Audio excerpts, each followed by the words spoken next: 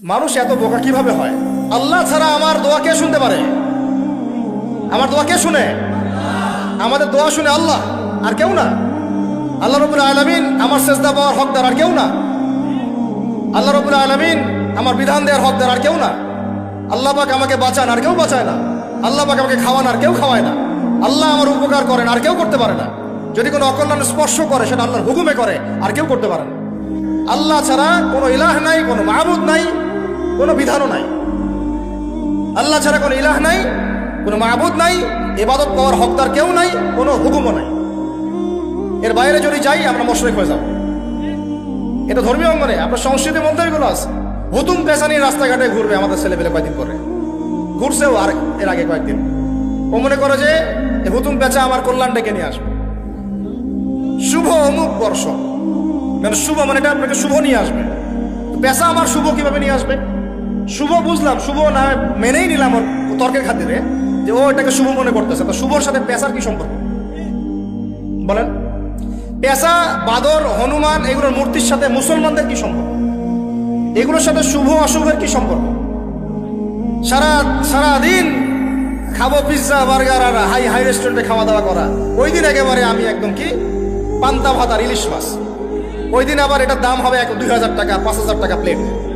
মানে গরিবের সাথে একটা মস্করা করা, গরিবের সাথে একটা টিটকারি মারবার। এই গরিব মানুষরা পান্তা ভাত খাইতে কিন্তু মজা লাগে আমার। আমরাও খাই মাঝে মাঝে, যারা খায় না তারা তো জানে না। পান্তা অনেকে বাধ্য হয়ে খায়, খাওয়ার নাই বাসায়, পান্তা বাধ্য হয়ে খায়। ওটাকে আপনি 5000 টাকা প্লেটে, 3000 টাকা প্লেটে খাওয়াচ্ছেন। গরিবের সাথে মস্করা। ওই টাকাটা তো গরিবকে দিতে পারতেন।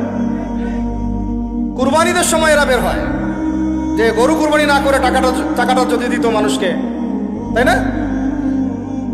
আমরা তো গরু কুরবানি করে 3 ভাগই করি। 1 ভাগ তো দিয়েই দিই মানুষকে, মিসকিনদেরকে 1 ভাগ দিয়ে দেই, 1 ভাগ কাকে দেই? আত্মীয়দেরকে দিয়ে দেই, আর 1টা ভাগ আমরা খাই। আমরা কি সব পুরা গরু ভোগবাদী দর্শনে খাই? এটা ত্যাগের চেতনায় খাওয়া। তুমি কয়দিন একটা পশু জবাই করে 3 ভাগ করে মানুষকে দিছো? হ্যাঁ, একটা ব্রয়লার মুরগিও তো 3 ভাগ করে মানুষকে খাওয়াও না। এরা হচ্ছে সংস্কৃতির নামে যা চলতেছে, এটা নিয়ে আমি ইনশাল্লাহ আরেকদিন কথা বলবো। এই সংস্কৃতির নামে যা চলতেছে আপনাদেরকে মুশরিক বানায় ফেলতেছে। মুশরিক হয়ে যাচ্ছে আমরা এভাবে আস্তে আস্তে।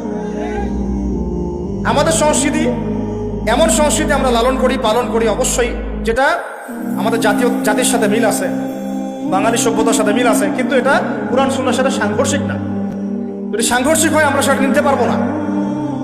আর কুরআন সুন্নাহর সাথে সাংঘর্ষিক কোনো সংস্কৃতি নাইও আসলে। বাঙালি সংস্কৃতির মধ্যে কুরআন সুন্নাহর সাথে সাংঘর্ষিক কিছু ছিল না, নতুন করে আমদানি করা হয়েছে। এখন আসেন, আপনার অর্থনীতির মধ্যেও শিরক আছে, বুঝাইতে গিয়ে এদিকে চলে আসছি। আমার হাতে একটা কিতাব দেখা যায়, কি এটা বলেন? আমরা সবাই এটাকে ভালোবাসি, মহব্বত করি,